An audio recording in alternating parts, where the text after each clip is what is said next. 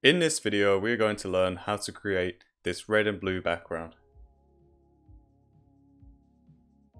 Right, so for the purpose of this tutorial, I'm just going to make the background. I'm not going to have an image in front of it, but it's pretty self-explanatory how you have an image in front of it. You can start with the image already. That's what I did with my YouTube logo over here. I just had the YouTube logo and I needed a background for websites that don't allow PNG files to be your logo, or if they have like a light theme and it didn't really work and it didn't look nice because white on white would make my logo look terrible. So the first thing you are going to want to do, which might turn some people off, is you are going to want to put in a particle image. So as a VFX artist, I already have this massive folder with a bunch of assets and also assets for YouTube as well. And I have this one called Particles HD. I can't fully remember where I got this from. I get stuff from many different places. It was either from Video Copilot or it might have been from Creative Visuals. Honestly, it could have been from anywhere, but you can just go onto Google and type in Particles image. And you can use any of these ones that you can find online. Any of these will work. This one will probably work pretty well. Anything where you can see all the particles. But for now, I'm going to use these videos that I have. I'm just going to drag it into Photoshop. So this is actually the exact one I used. What I did was I sized it up, just like so. And this one's nice because it has that nice black and grayish background where there's different like light points. But I literally just squeezed it down like so. I didn't really care about how it looked too much. Okay, so now that we got the particle image into Photoshop, now we can start actually painting in the lights. Now this background doesn't have to be red and blue like I said in the intro, it can be whatever colors you want. But what I did was I created a new layer. I set the blending mode to additive, aka linear dodge. And what you're going to do is you're going to get your brush tool. And what I did was I put the hardness down to 0. I put the opacity down to around 10. And I put the flow to about 50. So now what you're going to want to do is make your brush relatively small. I'd say about this size so you can paint in the top corner and pick a color you want. Just make sure when you're picking a color, for example if it's like green, make sure it's a nice vibrant green or a nice vibrant blue, like all the way at the top right corner of the color picker. Now that you picked your color, you just want to start painting in the top corner here with the color you have selected. After you've done that, create a new layer. Again, set it to linear dodge and make the color slightly darker.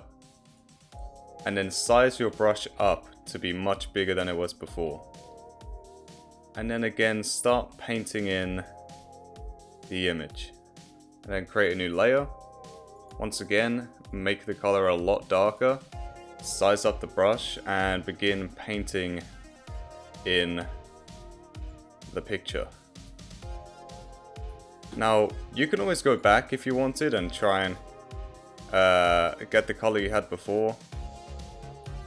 For cases like so, where you can very clearly see the point of where one color changes into the other, you want to just basically try and blend it together. But once you've done that, you're going to want to switch to the other color. And I like to go with red just because my favorite color is red. I went with blue because blue is kind of my channel theme. You know, Zeus, the god of lightning, the god of all gods, kind of known for his blue lightning. So, but anyways, you want to create a new layer once again. Make your brush pretty small. Change it to a linear dodge, and then begin painting. Now I think you get the point right now, and you get the process of how to do it. But create a new layer, make your color darker, size up your brush, begin painting once again.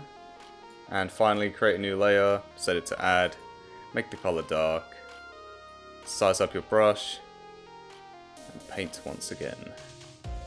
Now again, I don't really like how this blends together, so I'm going to see if I can make it a little bit better right there. And then what I did was I created a new layer, got a dark purple, sized up my brush and just started painting in the middle here. Just to really try and blend them together.